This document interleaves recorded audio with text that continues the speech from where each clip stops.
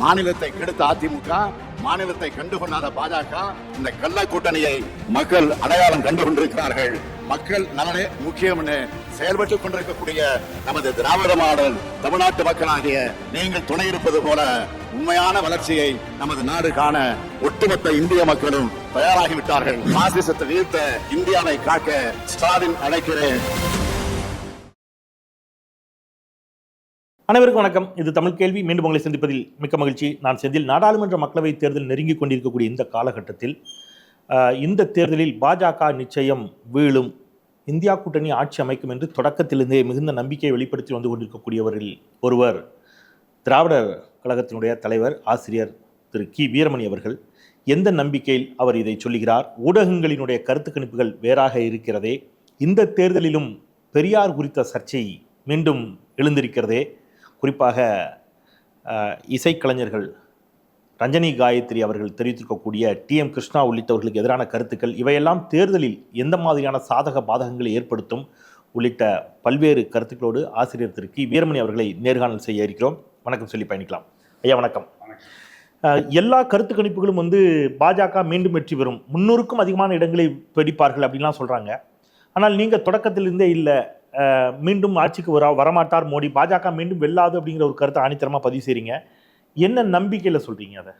இது ஒரு அரசியலுக்கு அப்பாற்பட்ட ஒரு பொது நிலையில் நின்று தங்கள் கட்சி வெற்றி பெற வேண்டும், தங்களுடைய வேட்பாளர் வெற்றி பெற வேண்டும் என்று தனிப்பட்ட முறையில் நினைப்பதை விட சமுதாயமும் நாடும் எப்படிப்பட்ட நிலையில் இன்றைக்கு இருக்கின்றன, எதை எதிர்பார்க்கிறார்கள், மக்களுடைய எதிர்பார்ப்புகள் முன்பு எப்படி இருந்தது, அது எப்படி மாறிக்கொண்டிருக்கிறது, எப்படி அவர்கள் சங்கடங்களை அனுபவிக்கிறார்கள் என்பதை நாள்தோறும் மக்களோடு பழகி மக்களுடைய உணர்வுகளை புரிந்து கொண்ட ஒருவன் என்ற முறையிலும் பல செய்திகள், செய்தித்தாள்கள், இந்தியா முழுவதும் இருக்கக்கூடிய நடப்புகள், இவைகளை ஆராய்ந்து பார்க்கக்கூடிய ஒரு பத்திரிகை ஆசிரியன் என்ற முறையிலும் இது எல்லாவற்றையும் விட சட்டங்கள், சமுதாய சூழல், இன்றைக்கு அந்த சட்டங்களை மதிக்கிறார்களா மதிக்கவில்லையா, மிதிக்கிறார்களா என்பதை பற்றிய ஆய்வுகள், இவைகளெல்லாம் செய்யக்கூடிய ஒரு சட்டம் படித்த பெரியாரின் வாழ்நாள் மாணவன். இந்த சூழ்நிலையை வைத்து பார்க்கிற போது எது எங்களுக்கு தோன்றுகிறதோ அதை நாங்கள் விருப்பு இல்லாமல் எடுத்து சொல்கிறோம். இது ஒரு விஞ்ஞான பார்வை, சமூக விஞ்ஞான பார்வை. அந்த அடிப்படையில் தான் இதை சொல்லுகிறோமே தவிர வெறும் அரசியல் கட்சியில் இந்த கட்சி அந்த கட்சி என்பதல்ல. ஒரு ஸ்கேன் ரிப்போர்ட் மாதிரி இருக்கக்கூடிய சூழ்நிலையை இன்றைக்கு நாங்கள் செய்ய வேண்டும் என்று விரும்புகிறோம். ஆகவே தான் செய்யணும். ஏன்னு கேட்டால் தவறுகள் எந்த பக்கத்தில் இருந்தாலும் சொல்லக்கூடிய சூழ்நிலை இருந்தாலும் இன்றைக்கு ஏன் அந்த நிலைமை வந்திருக்கிறதுன்னு சொன்னால் காரணங்கள் ஒன்று. முதலாவதாக இந்த 2 தேர்தல்களில் 2 முறை வந்திருக்கிறார், ஸ்டீம் ரோலர் மெஜாரிட்டியை அவர் பெற்றிருக்கிறார். முதல்ல வந்ததை விட 2வது தடவை அதிகமான இடம் வாங்கியிருக்காரு. அதனால் இன்னும் 400 வருவோம், இல்லை 543 சொல்லாமல் இருக்கிறாங்க. அதுதான், அதுக்கு நன்றி சொல்லணும். ஆக அத்தனை இடங்களும் எதிர்கட்சியே வராதுன்னு சொல்லாமல் எதிர்கட்சிக்கு ஏதோ கொஞ்சம் இடம் கொடுத்துருக்குறாங்க அவங்களுடைய யூகத்தில். அந்த வகையில் 400ஓடு நிறுத்தியிருக்காங்க. அப்படி அவர்கள் எப்படின்னா சொல்லக்கூடிய அளவிற்கு வந்தாலும் ஒரே ஒரு முதல் கேள்வி, 37% அவர்கள் இதற்கு முன்னால் தாண்டி இருக்கிறார்களா, 40, 45 என்று சொல்லக்கூடிய அளவிற்கு அவர்கள் வெற்றி பெற்றிருக்கிறார்கள். அப்போதே ஒன்று தெரிந்து விட்டது, ஏற்கனவே வாக்களித்தவர்கள் 2 முறை இவர்கள் பதவிக்கு வர வாக்களித்தவர்கள் 50 விழுக்காட்டை தாண்டிய ஆதரவாளர்கள் அல்ல. ஒன்று. இரண்டாவது, மற்றவர்கள் குறைவாக வாக்கு வாங்கினார்கள் அல்லது மற்றவருடைய ஒப்பிட்டு பார்க்கும்போது அதிகம். அதுதான் நம்முடைய ஜனநாயகம். இங்கே ப்ரொபோர்ஷனல் ரெப்ரசன்டேஷனுங்கிற முறை கிடையாது. அந்த முறை தேர்தல் அமைப்பில் இருக்கக்கூடிய குறைபாடோ மற்றது அது இருக்கட்டும், அப்புறம் அது விவாதத்துக்கு வேண்டாம். அந்த சூழ்நிலையில் வந்திருக்கிறது ஒன்று. அப்போது அவர்கள் புதிய அளவிற்கு வரும்போது ஏற்கனவே 2 முறை பல முறை இருந்த ஒரு காங்கிரஸின் மீது இளைஞர்களுக்கு ஒரு கோபம் இருந்தது. நாங்கள் படிச்சிருக்கிறோம், எங்களுக்கு வேலை வாய்ப்பு கிட்டவில்லையே என்ற கோபம் இருந்தது. விலைவாசி இவ்வளோ ஏறிக்கொண்டு போகிறதே என்று இல்லத்தரசிகளுக்கு ஒரு மாதிரி சங்கடங்கள் இருந்தது, வேதனைகள் இருந்தன. அதே மாதிரி மாணவர்களுக்கு இன்னும் வாய்ப்புகள் கிடைக்கணுமே அப்படின்னு நினச்சார்கள். விவசாயிகளுக்கு இல்லை இல்லை உங்களுடைய வாழ்வை நாம் ரெட்டிப்பு மடங்காக ஆக்குவோம் என்ற நம்பிக்கை வந்த உடனே ஏதோ புது ஒரு ஆட்சி வந்து நமக்கு தரப்போகிறது என்று நினைத்தார்கள். மீனவர்கள் ஒவ்வொரு முறையும் நீங்கள் கைது செய்யப்படுகிறீர்கள், அதற்கு காரணமெல்லாம் காங்கிரஸ் தான் இலங்கை இருக்கிறது, நாங்கள் வந்தால் உங்களுக்காக தனித்தனியே ஒரு அமைப்பை உருவாக்குவோம் என்று மீனவர்கள் சொன்ன உடனே மீனவர்கள் படிச்சுன்னு நம்பினார்கள். இது அத்தனையும் இந்த கடந்த 10 ஆண்டு காலத்தில் போன முறையே நடந்தவில்லை என்ற ஒரு விரக்தி மனப்பான்மை வந்தது. இந்த விரக்தியோடு சேர்ந்து ஏமாற்றமும் சேர்ந்த உடனே இப்போது இவர்கள் வெறும் வாய்ஜாலங்கள் செய்யக்கூடியவர்களே தவிர நடைமுறையில் சொன்னதை செய்பவர்கள் அல்ல. இல்லை, அந்த புரிதல் உள்ளபடி மக்களுக்கு இருக்குன்னு நினைக்கிறீங்களா? முந்தைய விட அதிகமாக பரவி இருக்கு. இப்போ 3வது தேர்தலில் 3 அது. எனவே இது பரவலாக இருக்குது மக்கள் மத்தியில். அது 2வது காரணம். 3வது காரணம், எதிர்க்கட்சிகள் தாங்கள் பிளவுபடுத்தி கொண்டு அதன் மூலமாக அதை வாய்ப்பாக பயன்படுத்தி கொண்டு இவர்கள் ஒவ்வொரு மாநிலத்திலும் தங்களுடைய எண்ணிக்கையை அதிகப்படுத்தி கொண்டு வந்தார்கள். அந்த சூழல் இன்றைக்கு இல்லை, அது மாறி இருக்கிறது. இவர்கள் யார் யார் ஒன்று சேர மாட்டார்கள் என்று ஒரு கணக்கு, அரசியல் கணக்கு போட்டார்களோ அவர்கள் அத்தனை பேரும் இந்தியா கூட்டணி என்ற ஒரு அமைப்பை உருவாக்கி கொண்டு வந்தபோது இவர்கள் இது தொடராது, தேர்தலுக்கு முன்னாலே இது கலைந்துவிடும், தேர்தல் வரைக்கும் இது நீடிக்காது என்று ஒரு அனுமானப்படுத்தினார்கள். அது இன்றைக்கு தேர்தல் நீடிக்கிறது. ஒன்று ரெண்டு இடங்களில் நிதிஷோ மமதா பானர்ஜி வெஸ்ட் பெங்கால்ல ஒரு சிக்கல் இருக்குது, நிதிஷ் வெளியில வந்திருக்கிறாரு. அதாவதுங்க 1-2 இடங்கள்ல தனி நபர்கள் வெளியே வந்ததற்கு வெளியே வர முடியாத செய்யப்பட்டார். அவர் வெளியே வந்தாராங்கிறது இல்லை, வரும்படி செய்யப்பட்டார். அந்த 1-2 வருவதனாலேயோ அல்லது மேற்கு வங்காளத்தில் காங்கிரஸோடு அவர்கள் சேரவில்லை என்பதாலேயோ அது முக்கியமே அல்ல, பூராமே. இப்போ மக்கள் தயாராகி விட்டார்கள். காங்கிரஸ் தலைவர்கள் தயாராகி இருக்கிறார்களா, கூட்டணி தலைவர்கள் தயாராக? ஏனென்றால் மக்களுடைய வேதனை அதுதான் இந்தியா கூட்டணியினுடைய சாதனை. அதை நன்றாக புரிந்து கொள்ள வேண்டும். அப்படிப்பட்ட ஒரு சூழலை இன்றைக்கு தெளிவாக இருக்கிறது. அந்த வகையில் பார்க்கும்போது நீங்கள் இந்தியா பூரா எடுத்துக்கொள்ளுங்கள், பூராமே. காஷ்மீரில் தனியாக செய்தி ஊடகங்களுடைய துணையை வைத்துக்கொண்டு இவர்கள் என்ன செய்கிறார்கள், சில ஊடகங்கள்லாம் பெரும் முதலாளிகளுடைய கருவிகள், பூராமே டிவியாக இருந்தாலும் பத்திரிகைகளாக இருந்தாலும் பெரும் முதலாளிகள், கார்ப்பரேட்டுகள் அவர்கள் கையில் இருக்கு, அவளை பயன்படுத்தி கொண்டு இவர்கள் செய்கிறார்கள் என்பது வெளிப்படையான விஷயம், அது ஒன்றும் ரகசியம் இல்லை. அப்போ சேரமாட்டார்கள். முஃப்தி முகமது சையது அவருடைய கட்சியோ அதே மாதிரி நேஷனல் கான்ஃபரன்ஸ் அப்துல்லாவும் சேரமாட்டார்கள்னு காஷ்மீரில் சொன்னாங்க. அவங்க முக்கியமான 2-3 கட்சிகள், 3 கட்சிகள் தான் எதிர்கட்சிகள் முக்கியமானது, 3ம் அவர்கள் சேர்ந்திருக்கிறார்கள். 3 அதே நேரத்தில் அதுக்கு அடையாளம் என்னன்னா, பயப்படுகிறார்கள் என்பதற்கு அடையாளம் உச்சநீதிமன்றத்தில் வாக்குறுதி கொடுத்தால் எப்போது நீங்கள் தேர்தல் நடத்தப் போகிறீர்கள் என்று உச்சநீதிமன்றத்தில் அந்த வழக்கும் போது கேட்கிறார்கள். கேட்கிற நேரத்தில் இவர்கள் என்ன விரைவில் நடத்துவோம். ஆனால் இப்போ பொது தேர்தலில் முன்னாள் தேர்தல் நடத்தினவர்கள் பாராளுமன்றத்துக்கு மட்டும்தான் அங்கே தேர்தல் நடத்துகிறார்களே தவிர காஷ்மீர் சட்டமன்றத்துக்கு இவர்கள் நடத்தவில்லை. அது எதை காட்டுகிறது? இவர்களுடைய அச்சத்தை காட்டு. இதை விட நல்ல வாய்ப்பு, நாடு பூரா ஒரே தேர்தல் வச்சா செலவு கம்மி, மிச்சம் மற்றதெல்லாம் குறைவு ஆகும், தேவையில்லை என்று வியாக்கியானம் சொல்ல, ஒரே நாடு ஒரே தேர்தல் சொல்லக்கூடியவர் ஒரே காஷ்மீர் ஒரே தேர்தலை ஏன் அவர் செய்யவில்லை? அப்போ அவர்களுக்கு தங்களுக்கு அச்சம் அவர்களை உலுக்கி கொண்டிருக்கிறது. காஷ்மீர் முதல் கன்னியாகுமரிக்கு வர்றோம் நேராக, ஏன்னா காஷ்மீர் முதல் கன்னியாகுமரிக்கு வர்றோம். தமிழ்நாட்டில் காலை வைத்தாலும் எத்தனை முறை வந்தாலும் தமிழ்நாட்டுக்கு தங்கள் நம்பிக்கை வராது என்று கருதித்தான் இப்போ வேறு எந்த கட்சியிலையாவது இருந்தாலும் நீங்கள் வாங்க, எங்கள் லேபிளை ஒட்டி கொள்ளுங்க. உங்களுக்கு நீங்கள் ஒரு நபர் கட்சியாக இருந்தால் கூட பரவாயில்ல, வந்து எங்கள் லேபிள் மட்டும் ஒட்டிக்கிறோம் நாங்கள், அந்த லேபிளை கொட்டிங்காங்க. அவங்களுக்கு லேபிளை பற்றி கவலை இல்லை, தங்களுக்கு பதவி வந்தால் போதும்னு நினைக்கிறவங்க தான் அந்த ஒற்றை நபர்கள். 5 இடங்கள் தமிழ்நாட்டிலேயே அவர்கள் வெல்வார்கள் என்று கருத்து கணிப்புகள் வருகின்றன. இந்த கருத்து கணிப்பை நம்ம எப்பவுமே நான் கருத்து திணிப்புன்னு சொல்கிறதே தவிர கருத்து கணிப்புன்னு ஒப்புக்கொள்றதே இல்லை. வேட்பாளர்களே என்ன இறுதியாகலையே, அதுக்குள்ளேயே கருத்து கணிப்புன்னு நீங்கள் சொல்கிறதே உங்களுடைய கருத்து திணிப்பு, உங்களுடைய விருப்பமே தவிர நீங்கள் திட்டமிட்டு செய்கின்ற ஒரு ஏற்பாடு. இதுக்கு முன்னால் இல்லை, தேர்தலுக்கு முன்னாடியே 400 இடங்கள் வருவோன்னு அவர் சொல்கிறார்ல, அந்த மாதிரி அவர் எதை வைத்து கொண்டு சொல்லுகிறார்? இல்லை உறுதியாக சொல்லுகிறோன்னா அப்போ வேறு ஏதோ ஏற்பாடு ஆகிவிட்டதோங்கிற சந்தேகம் ஜனங்களுக்கு வருகிறது. அது ஒரு பக்கத்தில் இருக்கட்டும். ஆகவே நான் இந்த கருத்து கணிப்பெல்லாம் வச்சு பேச வேண்டாம், நான் மக்கள் கணிப்பை சொல்கிறேன். நீங்கள் எப்படி சொல்கிறீங்கன்னு நான் திருப்பி கேட்கலாம். நீங்கள் நான் மக்கள் கணிப்பு, மக்களை நேராக பார்க்குறோம், மக்களுடைய அதிருப்தியை சந்திக்கிறோம், மக்களுடைய போராட்டங்களை சந்திக்கிறோம். இதுவரையில் என்னென்ன போராட்டங்கள் மக்கள் செய்கிறார்கள், பெண்கள் அவர்களுடைய நிலை என்ன, அதை தெரிஞ்சு தானே வந்து 500 ரூபாய்க்கு ஏற்றினா 1000 ரூபாய்க்கு ஏற்றினா 100 ரூபாயை குறைக்கிறேன்னு சொல்லக்கூடிய அளவிற்கு கேஸுக்கும் மற்றதுக்கும் சிலிண்டருக்கும் அல்லது பெட்ரோலுக்கும் மற்றதுக்கும் 10 ரூபா குறைக்கிறேன் 2 ரூபா குறைக்கிறேன்னு சொல்கிறதே எதை காட்டுகிறது? அங்கே அதிருப்தி இருக்கிறது என்பதை நீங்கள் ஒப்புக்கொள்ளுகிறீர்கள் என்றதுக்கு அர்த்தம்.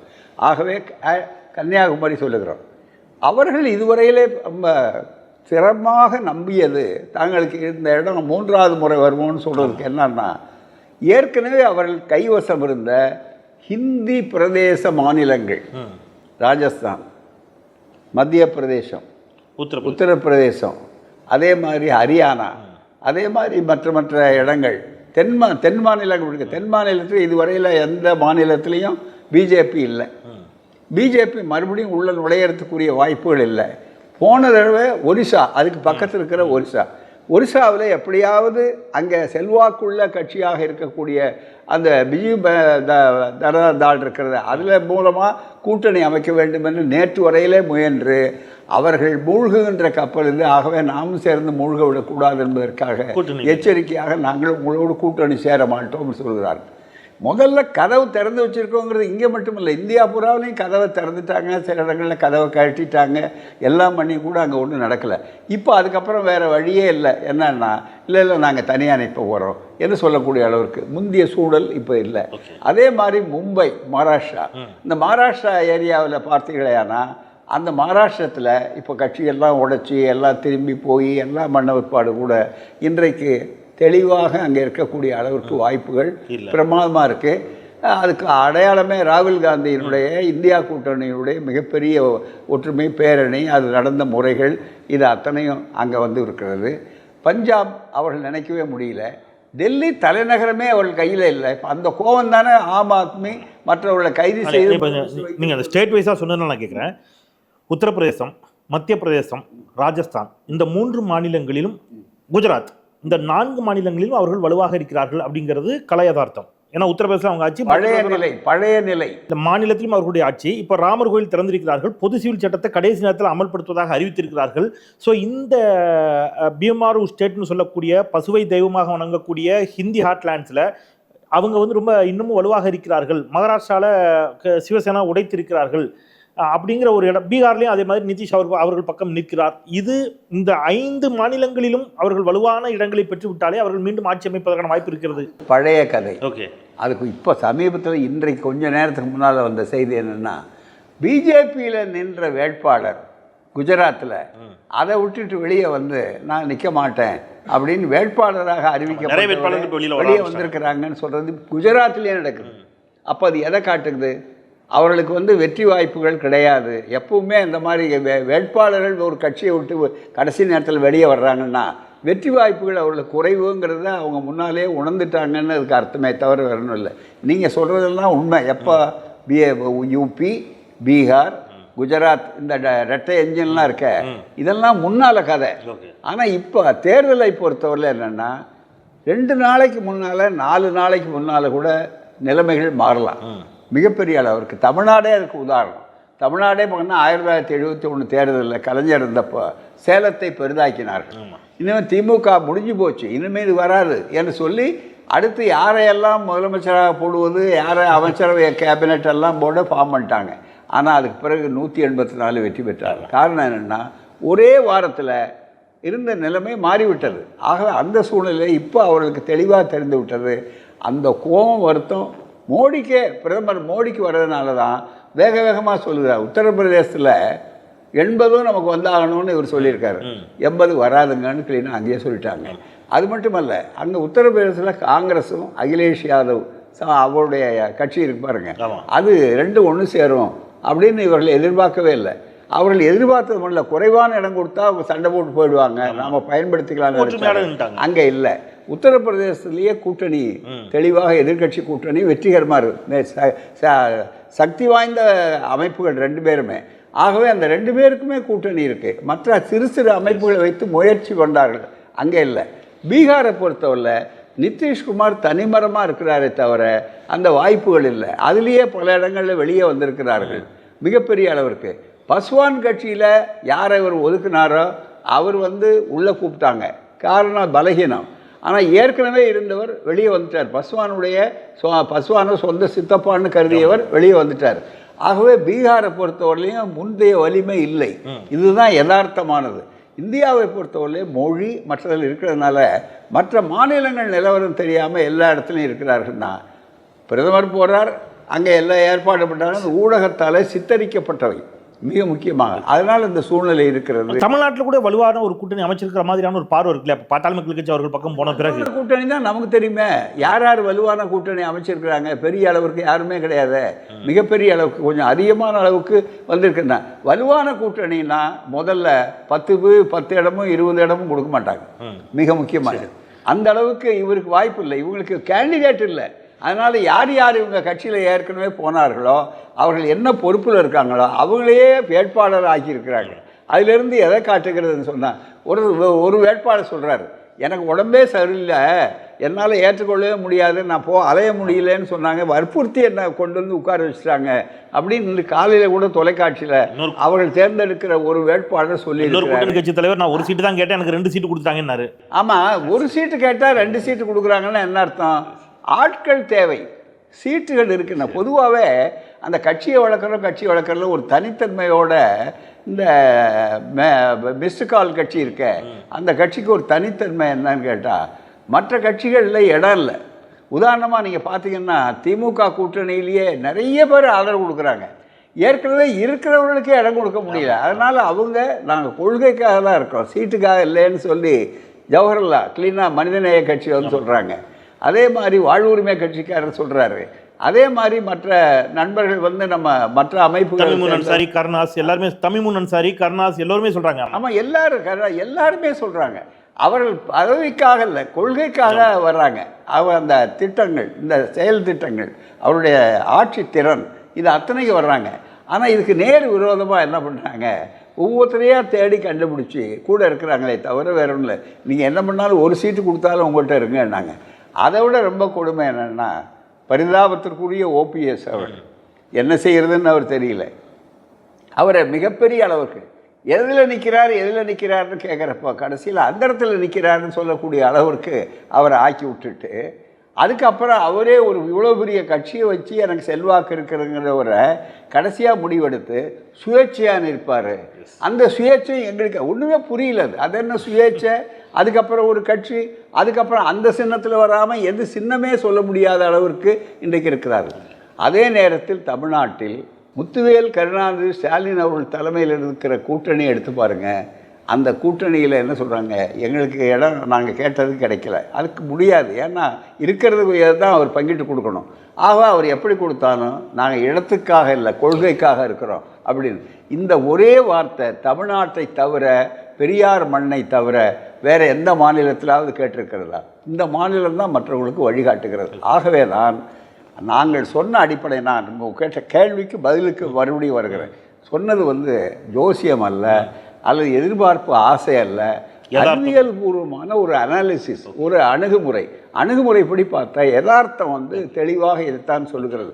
ஒவ்வொரு மாநிலம், மக்கள் சூழ்நிலை, இன்றைக்கு ஏற்பட்டிருக்கிற மிகப்பெரிய கொடுமைகள், அது எல்லாவற்றையும் விட இதற்கு ஒரு பெரிய ஒரு இதுவரையில் ரொம்ப யோகி எப்படிப்பட்ட சூழ்நிலை இருந்ததுன்னா, மிக முக்கியமாக இந்த ஊழல் நாங்கள் ஊழலை ஒழிப்பதற்காக தான் வந்த உத்தமர்கள் புது அவதாரம் சொன்னார்கள். தேர்தல் பாண்டு. இப்ப கெஜ்ரிவால் கைது, நேற்று கெஜ்ரிவால் டெல்லி முதலமைச்சர் கெஜ்ரிவால் கைது செய்யப்பட்டிருக்கிறார், கவிதா கைது செய்யப்பட்டிருக்கிறார், ஜார்க்கண்ட் முதலமைச்சர் தலைநகரத்தில் தங்களுக்கு வாய்ப்பு இல்லை. காங்கிரஸும் அவர்களும் ஒன்று சேர மாட்டாங்கன்னு முதல்ல 2 பேர் இருப்பாங்கன்னு நினச்சாங்க, ஒன்று சேர்ந்துட்டாங்க. பஞ்சாப் அவர்கள் கையில் இல்லை மிக முக்கியமாக. அதே மாதிரி குஜராத்லேயும் தங்களை கையை விட்டு போகக்கூடிய அளவுக்கு அவர்கள் உள்ள நுழையக்கூடிய அளவுக்கு வாய்ப்பு. இது நீங்கள் அரசியலாக பார்க்குறீங்க. பிரதமர் என்ன சொல்கிறாருன்னா, ஊழல்வாதிகளை நான் தப்ப விட மாட்டேங்கிறார். ஊழல்வாதிகளை தப்ப விட மாட்டேன்னா அவர் எங்கே போகணும்? முதல்ல தேர்தல் பாண்டுக்கு தான் போகணும். தேர்தல் பாண்டில் யார் அதிகமாக ஊழல் பண்ணியிருக்கிறது அதை உச்சநீதிமன்றமே எடுத்து சொல்லக்கூடிய அளவுக்கு எண்கள். ஸ்டேட் பேங்க் யாருடைய பொறுப்பில் இருக்குது? நிதியமைச்சகத்தினுடைய பொறுப்பு இருக்குது. நிதியமைச்சம் யாருடைய இருக்குது? மோடி அரசாங்கத்தினுடைய இருக்கிறது. ஏன் அவர்கள் வந்து ஜூன் மாதத்துக்கு பிறகு நாங்கள் தர்றோன்னு முதல்ல சொல்லி, பிறகு உச்சநீதிமன்றம் கேட்ட உடனே 1 மணி நேரத்தில் நீங்கள் செய்கிறீர்களா நாங்கள் செய்கிறோமான்னு கேட்ட பிற்பாடு அவர்கள் உடனே எப்படி கொடுக்க முடிந்தது? அப்போது அதில் எண்களை ஏன் விட்டீர்கள்னு மறுபடியும் கேட்டு ஒவ்வொரு முறையும் நாங்கள் இதை கேட்குறதான்னு கேட்கக்கூடிய அளவுக்கு வந்து இப்பவும் மறுபடியும் கடைசி வரையில் கொடுத்தாகணும்னு நெருக்கடி பிடிச்ச ஒன்று தான் இவ்வளோ வந்திருக்கு. அது மட்டுமல்ல, இன்றைக்கு காலையில் கூட உச்சநீதிமன்றத்தில் நேற்று நடந்த ஒரு தீர்ப்பை பற்றி ஒரு செய்தி வந்திருக்கிறது. என்னென்னா, புதிதாக 2 தேர்தல் ஆணையர்களை அவர்கள் நியமனம் செய்தது குறித்து எங்களுக்கு அதிருப்தி. ஆனால் இப்போது நாங்கள் அதற்கு ஸ்டே கொடுத்திருந்தா, அதுக்கு தடையாணை வழங்கியிருந்தா, தேர்தல் அறிவித்து நடந்த ஆரம்ப ப்ராசஸ் போய்கொண்டிருக்கிற நேரத்தில் அதுக்கு மிகப்பெரிய அளவுக்கு முட்டுக்கட்டை போட்டு குழப்பத்தை உண்டாக்குற மாதிரி நாங்கள் ஆயிடக்கூடாதுங்கிறதுக்காகத்தான் நாங்கள் அதை தடை கொடுக்கலையே தவிர நியாயப்படுத்துறதுக்காக அல்லங்கிறத நீதிமன்றம் இன்றைக்கு சொல்லியிருக்கு. அது எதை காட்டுகிறது? ஆகவே தான் ஊழலுங்கிறது என்ன இல்லை, தேர்தல் நிதி பத்திரங்கிறது டொனேஷன் தானே, எல்லோரும் வாங்கினாங்க நாங்களும் வாங்கணும் அப்படிங்கிறத அந்த மாதிரி டொனேஷனுங்கிறது இல்லை. அதை ஊழல்னு எப்படி கன்சிடர் பண்ணுங்க? டொனேஷன் என்ன, கட்டாயப்படுத்தியா அவனை மிரட்டி ஒரு மிகப்பெரிய அளவு அச்சுறுத்துறீங்க. அச்சுறுத்த உட்பாடு அவனுக்கு கடனில் நட்டத்தில் நடக்கிறவன் கடன் கொடுக்குறான், பிறகு அவளுக்கு பல மடங்கு கான்ட்ராக்டை கொடுக்குறீங்க. எல்லா கட்சியும் வாங்கியிருக்குன்னு ஒரு வாதம் திருப்பி திருப்பி. அதாவதுங்க, மற்றவன் ஊழலை பார்த்தா மற்றவன் ஊழல் பண்ணிட்டான்னு நீங்கள் சொல்லிட்டீங்களே, நீங்கள் தானே ஊழலுக்கு அப்பாற்பட்ட உத்தமர்கள்னு சொல்லியிருக்கீங்க. மற்றவர்கள் தான் ஊழல் பண்ணிட்டாங்கன்னு நீங்களே குற்றம் சொல்கிறீங்களே. நீங்கள் சுத்தமானவர்களா? நீங்கள் அதுக்காக தயாராக வந்திருக்கிறீங்களாங்கிறது தான் கேள்வி. இப்போ காங்கிரஸ் செய்யலேன்னு சொல்கிற வாதமே தப்பு. அதுக்கு ரொம்ப நாளைக்கு முன்னால் அண்ணா ஆட்சியில் இருந்தபோது எதிர்கட்சியில் கருத்திருமன் இருந்தார். அப்போ கருத்திருமன் ஒரு பதிலை சொன்னார். என்ன சொன்னார்னா, நீங்கள் உங்கள் காலத்தில் சொன்னீங்க, நீங்கள் உங்கள் ஆட்சியில் இப்படி சொன்னீங்கன்னு எதிர்கட்சி சொல்கிறாங்க. நாங்கள் அப்படி சொன்னதோடு தான் நீங்கள் இங்கே நாங்கள் அங்கே அப்படின்னாரு. அதாவது என்ன, நாங்கள் எதிர்கட்சி ஆகிட்டோம், நீங்கள் ஆளுங்கட்சி ஆகிட்டீங்க. ஆகவே தான் அவர்கள் சொன்னார்கள்னு சொல்கிறதே வந்து தவறான வாதம். ஏன்னு கேட்டால், ஒரு தவறு இன்னொரு தவறை நியாயப்படுத்த முடியாது. தவறுன்னு வாதத்துக்காக வைத்துக்கிட்டா கூட நீங்கள் சுத்த சுயம்பிரகாச நீதிமான்கள், ஊழலுக்கு அப்பாற்பட்ட உத்தமர்கள் சொன்னீர்களே, இந்த ஊழல் என்ன சொல்லுகிறீர்கள் என்று உச்சநீதிமன்றம் கேட்கிறது. அரசியல் சட்டத்துக்கு விரோதமாக நடந்து கொண்டிருக்கிறது உச்சநீதிமன்றம் ஒரு முறை அல்ல, பல முறை சொல்லுகிறது. நீதிபதி தேர்வுகள் என்று வருகிற நேரத்தில் கூட யூ ஆர் வெரி செலக்டிவ் என்ற வார்த்தையை பயன்படுத்துகிறார்கள். நீங்கள் குறிப்பிட்ட ஒரு ஆட்களை மட்டும்தான் நீங்கள் வரணும்னு சொல்லக்கூடிய அளவு சொல்லுகிறார். ஆகவே இது அத்தனையும் மக்கள் பார்த்து கொண்டிருக்கிறார். மக்கள் வந்து ஒன்றும் வாக்காளர்கள் ஒன்றும் புரியாதவர்கள் அல்ல, இது அத்தனையும் தொலைக்காட்சியில் பார்க்குறாங்க. அவங்களுக்கு தெரியுது. ஊழலுங்கிற வார்த்தை இருக்குது பாருங்கள், வெறும் பணம் மட்டும் ஊழல் அல்ல, அது மிகப்பெரிய அளவுக்கு தவறான வழிமுறைகளை கையாண்டால் அது ஊழல் தான். ஸ்கேண்டல் அப்படிங்கிறது அர்த்தம். ஊழலுங்கிறது பிரைபுங்கிறதுக்கு லஞ்சம். ஆனால் ஊழலுங்கிறது அதை விட விரிவான ஒரு பொருளை கொண்டது. அதுதான் மிக முக்கியம். ஆகவே அந்த அடிப்படையில் பார்க்கும்போது மக்கள் இதை தெரிந்திருக்கிறார்கள். எனவே தான் அந்த உணர்வுகள் பிரதிபலிக்கும் என்று நாங்கள் தெளிவாக சொல்லுகிறோம். வாக்குப்பெட்டி அதுக்கு பதில் சொல்லுவோம். நீங்கள் பேசின்ற பொழுது 1971 சுட்டி காட்டி பேசுனீங்க.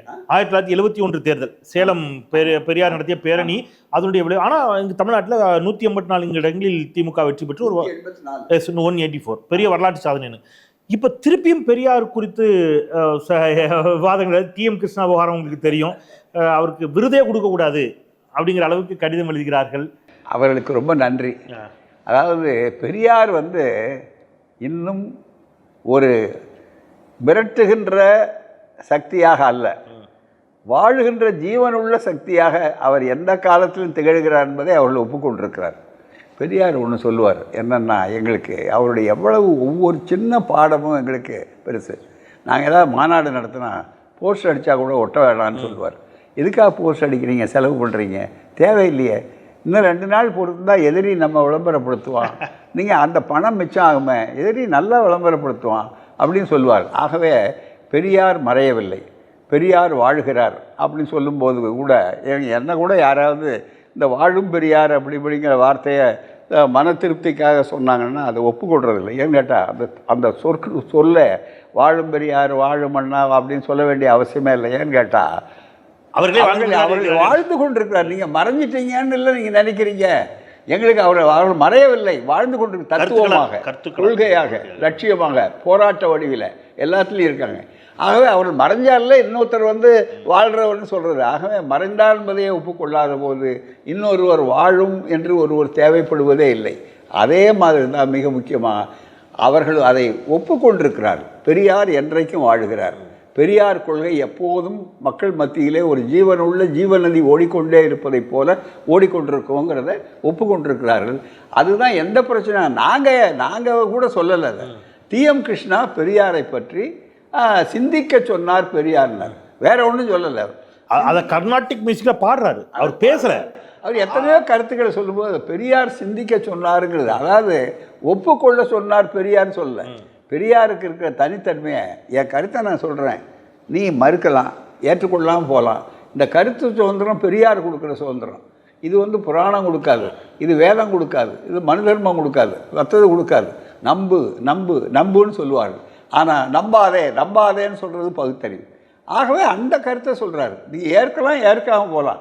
ஆகவே பொய்யான கருத்துக்களை எல்லாம் சொல்லி கொண்டு வர்றாருன்னா இது டிஎம் கிருஷ்ணாவுக்கும் மியூசிக் அகாடமிக்கு இருக்கிற பிரச்சனை அல்ல. இப்போ அதுக்கு பதிலாக என்னன்னா, இந்த தேர்தலில் எப்படியாவது பிஜேபி யார் மூலமாக சொல்லி இந்த குறைந்த ஓட்டுக்களையாவது பெற வேண்டும், அதாவது நோட்டாவை தாண்டணும் அப்படிங்கிறதுக்காகவது இந்த மாதிரி ஒரு ஜாதியத்தை அவர்கள் எப்படி மதத்தை பயன்படுத்துகிறார்களோ அதுபோல் ஜாதி வெறியையும் பயன்படுத்தலாமான்னு ஒவ்வொரு முறையும், போன முறை பார்த்திங்கன்னா இதே மாதிரி ஒன்றை கிளப்பி விட்டு பார்த்தாங்க, அது எல்லா காசு ஆகிடுச்சு. அதே மாதிரி இப்போ ஒன்று பாவம், இப்போ டிஎம் கிருஷ்ணாவையும் மியூசிக் அகாடமியும் ஒரு ஆயுதமாக பயன்படுத்தலாமான்னு பார்க்குறாங்க. இதிலும் அவர்கள் மிகப்பெரிய பரிதாபத்துக்குரிய தோல்வியை, ஏமாற்றத்தை தான் சந்திப்பார்.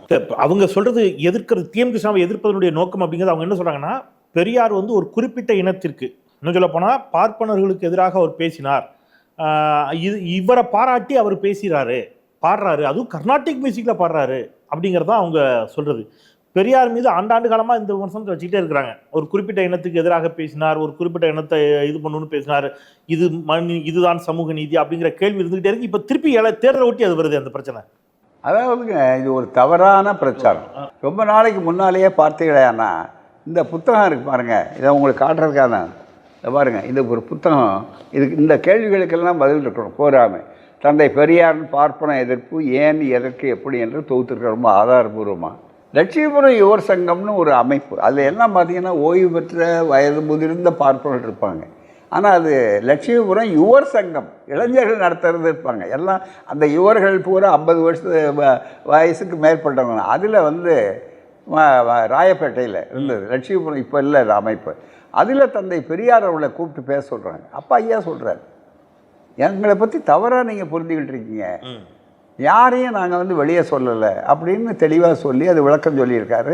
நேற்றைய அறிக்கையில் எழுதியிருக்கிறேன், இன்றைக்கி மற்ற பத்திரிகைகள்லேயும் அது வந்திருக்கிறது. அது ஒரு பக்கத்தில் இருக்கட்டும், அதையெல்லாம் விளக்கி சொல்லணுங்கிறதா தான் ஒரு சின்ன சம்பவம் சொல்கிறேன். மிக முக்கியமாக பெரியாருக்கு தனிப்பட்ட முறையில் எந்த விதமான பார்ப்பனர் மீதும் அன்றைக்கும் சரி, இன்றைக்கும் சரி, என்றைக்கும் இந்த இயக்கத்துக்கும் சரி எந்த கோபமும் கிடையாது. தனிநபர்கள் வெறுப்பு கிடையாது. அந்த வெறுப்பு இல்லைங்கிறதுக்கு உதாரணம் 2 உதாரணத்தை சொல்கிறேன். பூராமே ஒன்று, 1928 சுயமரியாதை இயக்கம், நீதி கட்சி, இது அத்தனையும் வந்த காலத்தில் எங்களுடைய உரிமைகள் எங்களுக்கு வேணும், கல்வியில், படிப்பில், உத்தியோகத்தில் என்று தானே நீதி கட்சி வளர்ந்தது. அதுதான் மிக முக்கியம். அப்போ வகுப்புவாரி உரிமைன்னு ஒரு திட்டம் வருது. அந்த வகுப்புவாரி உரிமை திட்டம் வந்த நேரத்தில் சட்டம் ஜீவோ ஆணை பிறப்பித்தாங்க நீதி கட்சியில். முத்தையா முதலியார் அவர்கள், அப்போ டாக்டர் சுப்பராயன் அவர்கள் முதலமைச்சராக இருந்து நீதி கட்சி ஆதரிக்குது அவரை முழுக்க. அப்போ தான் 3வது வேலை. முதல் 2 ஜீவோவுக்கு நடைமுறைப்படுத்தப்படலை, அதிகாரம் இல்லை. அதனால் இதுதான் வருது. அதுதான் செல்லாதது. பிறகு தீர்ப்பு கொடுத்தாங்க 1950. அந்த வகுப்புவாரி உரிமையில் கூட பார்த்திங்கன்னா 12 இடங்கள் அப்படின்னா இன்னாருக்குன்னா பார்ப்பனர்களுக்கு என்று சொல்லும்போது 2 இடம். எத்தனை சதவீதம் வருதுன்னா 16% வருது. 100க்கு 3 பேராக இருக்கிறவர்களுக்கு 16% கொடுத்ததே பார்த்திங்கன்னா 5 மடங்கு அதிகம் கொடுத்துருக்காங்க. மற்றவர்களுக்கு அந்த வாய்ப்புகள் ரொம்ப குறைவு. அது மிகப்பெரிய அளவுக்கு இருந்தது. அது அப்போ உங்கள் வாய்ப்பை மறுக்கணும், உங்களுக்கு அறவே விரட்டி விடணும், அல்லது கொடுக்கக்கூடாது அப்படிங்கிறது இல்லை. ஒன்று. 2வது இப்போ பெரியாருடைய பிறந்தநாள் விழாவை சமூக நீதி நாளாக திராவிட மாடல் ஆட்சிக்கு என்னுடைய முதல்வர் நம்முடைய சமூக நீதி சரித்திர நாயகர் ஸ்டாலின் அவர்கள் அறிவித்தார். அந்த அறிவித்ததில் பெரியாருடைய என்ன உறுதிமொழி எடுக்கிறது அப்படிங்கிற உறுதிமொழிக்கு வாசகங்கள் இருக்குது. அதில் பெரியார் அவர்கள் சொன்ன அந்த சுயமரியாதை இயக்கத்தினுடைய தத்துவத்தை, என்னுடைய வாசகத்தையே எடுத்து அதில் அமைச்சிருக்கார். அந்த வாசகத்தில் சமூக நீதினா என்ன, என்ன தங்களுடைய அரசின் கொள்கை அப்படின்னு வரும்போது யாருக்கும் வேற்றுமை காட்டுறதில்லை, யார் மீதும் வெறுப்பை காட்டுறதில்லைங்கிறதுக்கு அடையாளம் அனைவருக்கும் அனைத்தும். இந்த ரெண்டே சொற்கள், அனைவருக்கும் அனைத்தும். அனைவருக்கும் அனைத்தும்னா என்ன அர்த்தம்? எல்லாருக்கும் எல்லாமும் ஆகும். அதுதான் இது மிக முக்கியம். பகுத்துண்டு பல்லுயிர் ஒம்புதல் நூலோர் தொகுத்தவுற்றுள் எல்லாம் தலை. அதனால் எல்லாருக்கும் பிரித்து கொடுக்குறோம். அதனால் அனைவருக்கும் அனைத்தும். அவங்கவுங்களுடைய பங்கு அவங்கவுங்களுக்கு இருக்குது. யாருக்கும் வாய்ப்புகள் இல்லைன்னு சொல்லும்போது இதில் எங்கே வித்தியாசம் இருக்குது, எங்கே வெறுப்பு இருக்குது? ஒன்றும் கிடையாது. ஆகவே தான் அன்றிலிருந்து இன்று வரையில் அந்த பிரச்சனையை செய்து கொண்டு வரோம். காந்தியாரை சுட்டது முதல்ல முஸ்லீம் என்று ஒரு தவறான ஒரு இதெல்லாம் பரப்பிங்க மதக்கலவர்களை உண்டாக்குறப்ப பெரியாரை ஓமந்தூரை அழைத்து வானொலியில் பேச சொன்னார், அமைதியாக இருங்கன்னு சொல்லிட்டு. பிறகு அதை விற்றவர் வேறு கோட்ஸே அவர் யார் அப்படின்னு அவருடைய ஜாதி உயர் ஜாதி அப்படிங்கிறதெல்லாம் எடுத்து காட்டி மராத்தியத்தில் அது வந்த உடனே மராத்தி மண்ணை சார்ந்தவர் தான் அதை செஞ்சுருக்கிறாருன்னு சொன்ன உடனே மராத்திய அக்ரஹாரங்களிலே எல்லாம் புகுந்து பெரிய அளவிற்கு தீ வைத்து அவளை ஆட்கள் எல்லாம் தகராறு நடந்தது. அப்படின்றத உள்துறை அமைச்சராக இருக்கக்கூடிய இருந்த மொரார்ஜி தேசாய் தன்னுடைய சுயசரிதையில் எழுதியிருக்கிறார். அதே காலகட்டத்தில் தந்தை பெரியார், இங்கே பார்ப்பன அல்லாத வரைக்கும் அதை விட அதிகமான அளவுக்கு வேகமாக இருந்த இயக்கம் பெரியாரை பற்றி இப்படி சொல்கிறார்களே, பெரியார் நினச்சிருந்தா கலவரத்தை உண்டாக்குறதுக்கு அந்த வாய்ப்பை பயன்படுத்தி இருக்கலாம், பண்ணலை. மாறாக பேசும்போது சொல்கிறார், அவர் குறிப்பிட்ட பார்ப்பன ஜாதி சார்ந்தவருங்கிறதுனால அவர்கள் வெறுக்கணும் மற்றவங்களும் நினைக்கக்கூடாது, அவர் தனிப்பட்ட முறையில் அவர் மேலே கோவப்படுறதுல அர்த்தமே இல்லை, அவர் சுட்ட துப்பாக்கி மாதிரி, துப்பாக்கியை தண்டிக்க முடியுமா எங்கேயாவது? அதை பிடிச்ச கை என்ன? அதுக்கு பின்னால் இருக்கிற மதவெறியை நாம் ஒழிக்கணும், அதுக்கு பின்னால் இருக்கிற அமைப்பை நாம் கொள்கையை தகர்க்கணும் அப்படின்னு நினைக்க தவிர தனி மனிதர்களை பற்றியோ மற்றது இருக்கக்கூடாது சொல்லி அன்றைக்கும் அமைதி பூங்கா. பாபர் மசூதி இடிக்கப்பட்ட நேரத்தில் இந்தியா முழுவதும் கலவரம் நடந்த நேரத்தில் தமிழ்நாடு தான் அமைதி பூங்கா, அதற்கு காரணம் திராவிடம் தான், பெரியார் தான் என்று இந்தியன் எக்ஸ்பிரஸ் பத்திரிகையிலேயே மிகப்பெரிய ஆய்வு கட்டுரைகள் வந்ததுங்கிறது ஆதாரம். ஆகவே நான் என்றைக்கும் அவள் நினைத்திருந்தால் கலவரத்தை தூண்டலாம், ஆனால் கலவரம் வருகிற நேரத்தில் கலவரத்தை நிறுத்திய பெருமை பெரியாருக்கும் பெரியார் இயக்கத்துக்கும் உண்டு, திராவிட இயக்கத்துக்கு உண்டு. இன்றைக்கும் அமைதி பூங்காவாக இருக்கிற காரணத்தால் தான் இன்றைய ஆட்சி, ஸ்டாலின் அவர்கள் தலைமை இருக்கிற ஆட்சியில் உலக முதலீடுகளுக்கு லாயக்கான ஒரு மாநிலம், தகுந்த மாநிலம் தமிழ்நாடு தான் என்று நியூயார்க் டைம்ஸ் போன்ற பத்திரிகைகள் எழுதுகின்றன. மனித வளம் சிறப்பாக காப்பாற்றப்படுகிறது. மனித வளம்னா என்ன? மனிதர்களுடைய ஒருங்கிணைப்பு, அதுதான் மிக முக்கியம். இன்றைக்கே கூட அதை கெடுப்பதற்காகத்தான், வெறுப்பு அரசியலை பரப்புவதற்காகத்தான் இங்கே வந்த பீகாரிகள் எல்லாம் கொல்லப்படுகிறார்கள் என்று ஒருவர், பாஜகவை சேர்ந்த ஒருவர் திட்டமிட்டு எழுதி அவர் நடவடிக்கை எடுத்த பிற்பாடு மன்னிப்பு கேட்டுக்கொண்டு போன செய்தி பதிவாயிருக்கிறது. எனவே யார் வெறுப்பை பரப்புகிறவர்கள், யார் அமைதியை காக்கிறவர்கள் என்பதற்கு இந்த தொடர் சம்பவங்களே போதுமான சான்று. ஆகவே இது என்றைக்கும் திராவிட பூமி. தனி மனிதர்கள் வெறுப்பை நாங்கள் என்றைக்கும் ஊக்கப்படுத்த மாட்டோம். தத்துவங்கள் தான் எங்களுக்கு எதிரிகளே தவிர, கொள்கைகள் தான் எங்களுக்கு எதிரியே தவிர தனிப்பட்ட முறையில் அல்ல. அதுதான் மிக முக்கியம். இப்போ நீங்கள் இது கொள்கை அடிப்படையிலான ஒன்று அப்படின்னு சொல்லினபோது தமிழ்நாட்டில் அரை நூற்றாண்டு காலமாக இருபெரும் திராவிட கட்சிகள் தான் திமுக அதிமுக மாற்றி மாற்றி ஆட்சி வந்திருக்கிறாங்க. இப்போது அதிமுக பலவீனப்படுவது போல ஒரு தோற்றம் நிலவுகிறது, அந்த இடத்தில் பாஜக வளருவது போன்ற ஒரு தோற்றம் ஏற்படுகிறது. திமுகவிற்கு மாற்றாக அதிமுக என்ற நிலை மாறி திமுகவிற்கு மாற்றாக பாஜக என்பது போன்ற ஒரு தோற்றம் உருவாகிறது. அதிமுக பலவீனம் அடைகிறதாக நினைக்கிறீர்களா? அப்படி பலவீனம் அடைகிறது என்று சொன்னால் அது தமிழ்நாட்டுக்கு நல்லதா ஆபத்தா? அதிமுகவிற்கு நீங்கள் ஏதேனும் சொல்ல வேண்டும் என்றால் என்ன சொல்லுவீங்க? ஒன்றை தெளிவாக சொல்ல வேண்டும். அதிமுகவும் பாஜகவும் இரண்டும் எப்படி நடந்து கொள்ளுகின்றன, எப்படி அந்த தலைவர்கள் நடந்து கொள்ளுகிறார்கள் என்பதெல்லாம் அப்புறம் இருக்கட்டும். முதல்ல தத்துவ ரீதியாக அதை சொன்னால் அடிப்படையில் ரெண்டுக்கும் ஒரு வித்தியாசம் இருக்குது. மற்ற கட்சிகளுக்கும் அதிமுக பாஜகவுக்கும் அடிப்படையில் ஒற்றுமை உண்டு. திமுக அதிமுக என்பது இருக்கிறத அவர்கள் பங்காளிகள், இதிலிருந்து போனவர்கள். இந்த பேர்லேயே பார்த்தீங்கன்னா அதை அவங்க உணர்ந்தாங்களா இல்லையாங்கிறது தெரியல. பேர்லேயே பார்த்தீங்களேனா இதில் ரெண்டு விஷயத்தை கவனிக்கணும். தீக்கா இல்லாமல் கட்சியும் இருக்க முடியாது. ஆமாம். தீக்கா அப்படின்னு எழுதாமல் அந்த எழுத்தை எடுத்துட்டு நீங்கள் பண்ண முடியாது. அதிமுகவில் திமுகவை எடுத்துட்டு நீங்கள் பண்ண முடியாது. சரி. இந்த ரெண்டும் ரொம்ப மிக முக்கியம். ஓகே. அப்போ பங்காளிக்கும் பகையாளிக்கும் வித்தியாசம் இருக்குது. பங்காளி என்பவ என்னைக்கு வேணாலும் சண்டை போட்டால் என்னைக்கு வேணாலும் சேரலாம். பகையாளிங்கிறவ சேர முடியாது. பாலும் தண்ணீரும் ஒன்றாகலாம், பாலும் மண்ணெண்ணையும் ஒன்றாக முடியாது. ரெண்டு நேர் விரோதமானது. இந்த சூழ்நிலை இதை அதிமுகவை தொடங்கிய எம்ஜிஆர் அவர்களே உணர்ந்தார் ஒரு கட்டத்தில். உணர்ந்து ஒன்றாக சேர வேண்டும். அதுக்கு இன்னமும் வாழக்கூடிய சாட்சி நான் இருக்கிறேன். பட்நாயக் இல்லை, அதனால பட்நாயக் பின்னால் வந்தவர். அதுக்கு முன்னால் அவர் இருந்தார். இன்னொரு தோழர் சோலை இன்றைக்கு இல்லை, ஆனால் நான் இருக்கிறேன். அதுக்கு ஆதாரங்கள் இருக்கு. அதே மாதிரி கலைஞர் அவர்களை அதுக்கு ஏற்றுக்கொண்டார். ஏற்று வரணும்னு சொல்லி 3 நிபந்தனைகளும் ஒன்றுபட்டார்கள். ஆனால் அது வடக்கே இருந்து தான் அது உடைக்கப்பட்டது. அது ஒரு நீண்ட கதை, தேவையில்லை. இப்போ அதெல்லாம் முக்கியமல்ல.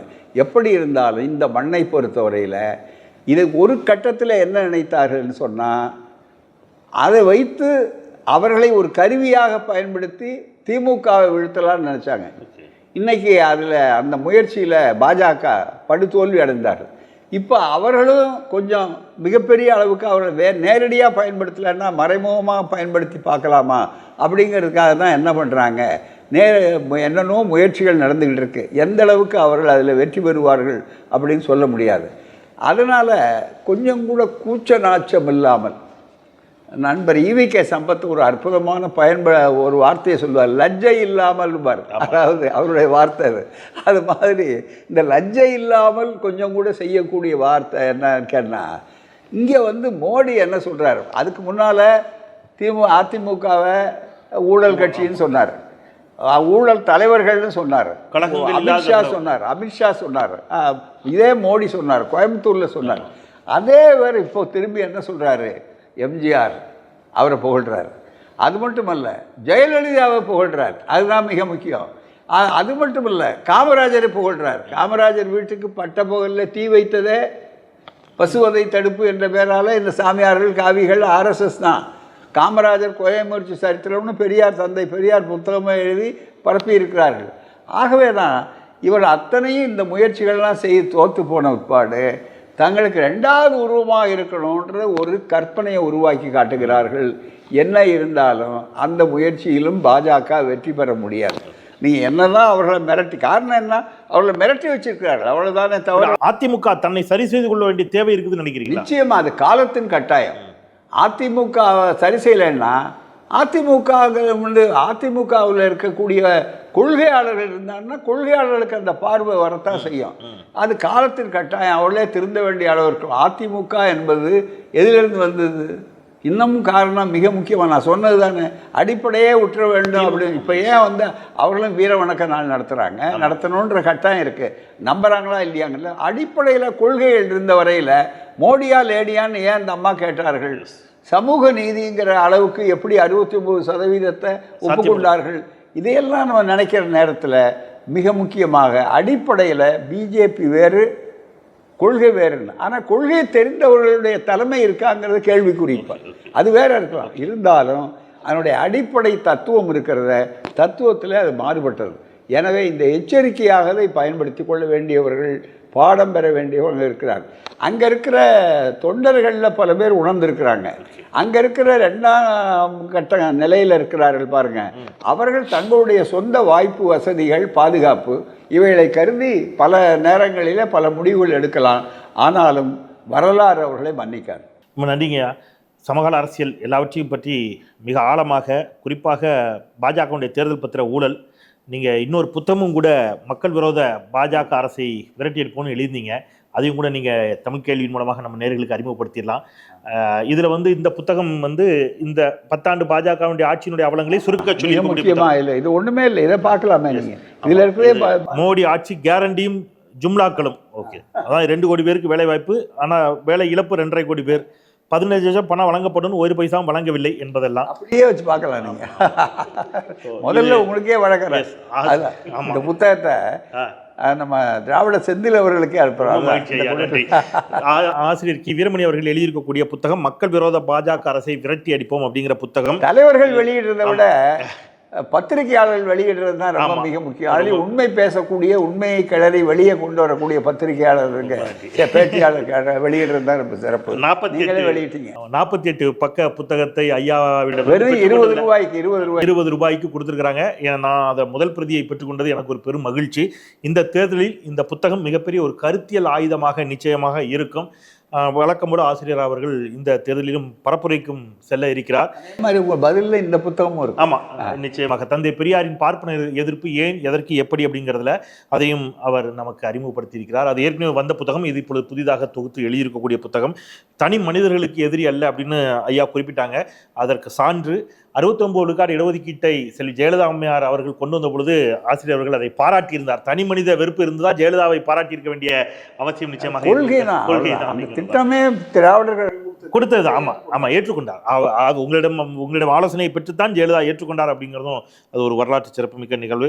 இந்த தன்னுடைய தொடர் பணிகளுக்கு மத்தியில் நம்மோடு இணைந்தார். அவருக்கு தமிழ் கேள்வியின் சார்பாக மீண்டும் ஒருமுறை நன்றி சொல்லி, பார்த்த நேர்களுக்கும் நன்றி சொல்லி நிறைவு செய்கின்றேன். குரலற்றவர்களின் குரலாய் நான் செந்தில். நன்றி. மாநிலத்தை கெடுத்த அதிமுக, மாநிலத்தை கண்டுகொண்டாத பாஜக, இந்த கள்ள கூட்டணியை மக்கள் அடையாளம் கண்டு கொண்டிருக்கிறார்கள்.